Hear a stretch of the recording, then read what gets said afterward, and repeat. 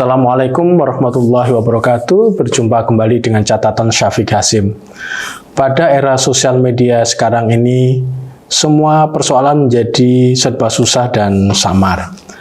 Dianggapnya semua hal yang disiarkan di sosial media lewat Facebook, Twitter, dan YouTube dianggap sebagai sebuah kebenaran dan memiliki otoritas.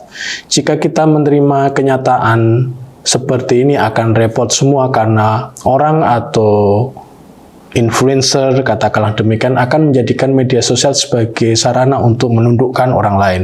Kenyataannya memang demikian dan karenanya social media users atau pengguna sosial media haruslah kritis, rasional dan tidak begitu asal menerima. Saya mengutarakan hal ini berkaitan dengan keadaan yang menimpa Humza Yousaf, First Minister of Scotland atau Perdana Menteri Skotlandia. Baru kali ini posisi First Minister dari negara ini yang dijabat oleh seorang yang beragama Islam. Humza Harun Yousaf ini lelaki kelahiran 1985. Yousaf lahir dari orang tua imigran Pakistan di Glasgow. Ayahnya Mian Muzaffar lahir di Punjab, Pakistan, dan pada tahun 1960-an Muzaffar berimigrasi dengan keluarganya ke Skotlandia. Di negeri barunya ini dia menjadi seorang akuntan. Humza menempuh pendidikan dasar, menengah, dan tinggi di negeri Skotlandia ini. Peristiwa 11 September di Amerika Serikat membuka matanya untuk mengerti dan belajar tentang realitas politik. Ketika di bangku universitas, dia pernah menjabat sebagai Ketua Asosiasi Mahasiswa Muslim Universitas Glasgow.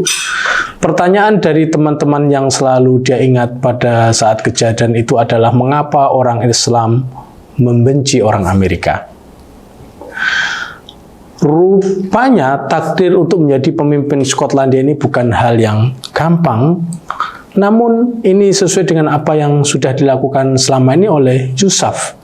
Selepas bangku S2 di Universitas Glasgow, Yousaf terjun ke dunia politik. Dia pernah menjadi asisten Bashir Ahmad, anggota parlemen Muslim pertama di Skotlandia.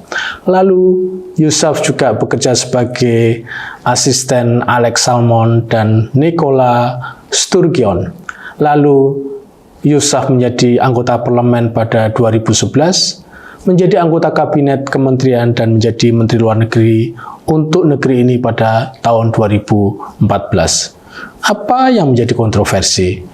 Yousaf difatwa oleh orang yang bernama Muhammad Hijab sebagai murtad dari Islam. Siapa Muhammad Hijab ini? Dia adalah influencer Inggris yang cukup berpengaruh yang memurtadkan Yousaf karena pandangan Yousaf tentang homoseksualitas, pernikahan dengan pasangan sejenis. Fatwa melalui sosial media memang sedang menjadi tren yang tidak hanya dilakukan oleh orang seperti Muhammad Hijab pada Yousaf, memimpin Skotlandia, namun juga terjadi di mana-mana termasuk di Indonesia. Jenis fatwa yang keluar dari pemfatwa lewat sosial media ini juga bermacam-macam. Ada yang cenderung radikal dan ada yang cenderung moderat dan progresif. Dalam konteks dunia Islam, fatwa-fatwa radikal cenderung lebih banyak bermunculan di media sosial. Sifat media sosial yang terbuka ini menyebabkan seolah-olah semua orang berhak mengeluarkan fatwa, meskipun pada dasarnya mereka tidak memiliki kapasitas dan otoritas berfatwa.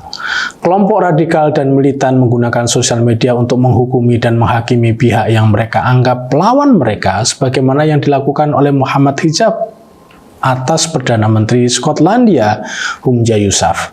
Namun celakanya mereka yang berfatwa ini tidak semuanya memiliki kapasitas dan otoritas. Kita ingat fatwa-fatwa yang dilontarkan oleh misalnya Sugi Nur pada Ganjar, pada Jokowi, dan pada semua orang yang dianggap lawannya. Sugi Nur memfatwakan bahwa memilih Ganjar itu haram. Bagi penfatwa seperti Sugi Nur, yang penting baginya adalah mengeluarkan pendapatnya dan bisa didengar oleh orang lain.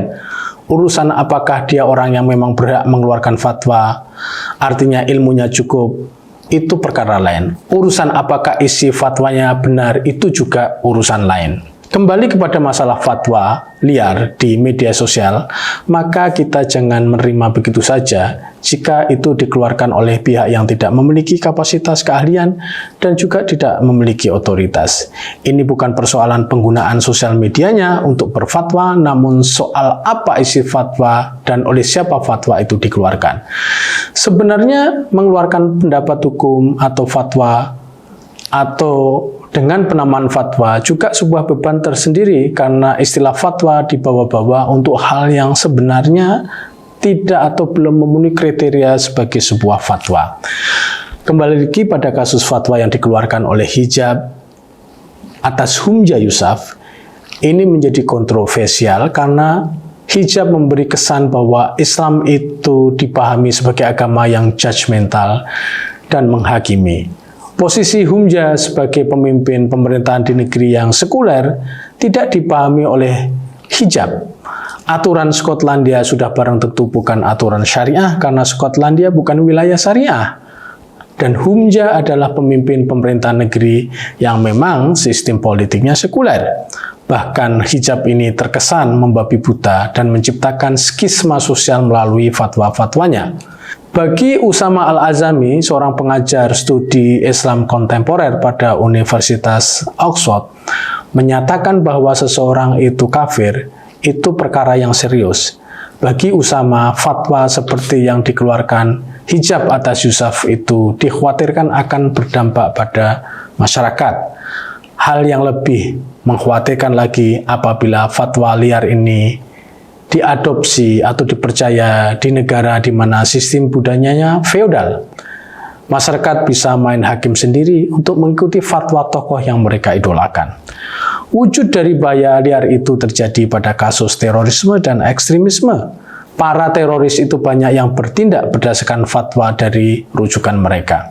Fatwa seperti yang dikeluarkan oleh hijab ini ternyata tidak hanya memfatwakan kafir pada Yusuf, namun siarannya juga menyerang pada siapa saja yang dianggap layak sebagai kafir. Itu akan berdampak pada kelompok masyarakat atau individual yang lemah. Mereka ini bisa menjadi korban dari kekejaman fatwa.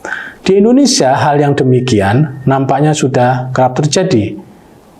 Musim pencapresan pemilu 2024 ini sudah menunjukkan bagaimana fatwa liar soal kebencian beredar digunakan untuk mendukung capres ini dan capres itu. Kita tidak bisa menghindar dari masalah ini. Era sekarang memang era media sosial. Ide dan fatwa keagamaan baik yang progresif maupun ekstrim berkeliaran di mana-mana setiap detik dan menit di hadapan kita semua. Bahkan itu sering terjadi dalam suasana echo chamber.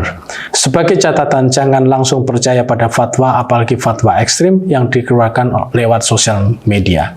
Fatwa yang seperti ini belum tentu benar. Kita harus kritis pada fatwa-fatwa ekstrim di media sosial karena dampak di lapangan bisa merusak tatanan dan bahkan membuahkan korban. Demikian, wassalamualaikum warahmatullahi wabarakatuh.